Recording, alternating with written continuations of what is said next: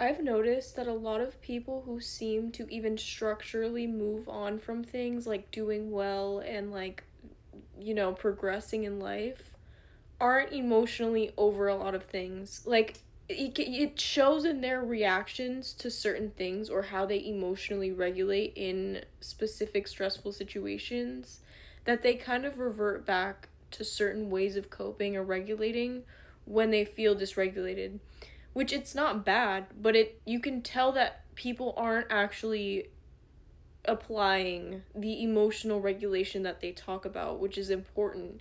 Because if you're telling other people to regulate themselves or you're teaching other people how to regulate themselves, you need to kind of be able to do it yourself. If you're role modeling regulation to someone else, which can be anyone near you, which I'm not saying you have to be a role model, but that's usually what ends up happening. If they learn regulation styles from you that aren't good regulation styles, they are going to use that as well because it looks like regulation, but it isn't actually regulation.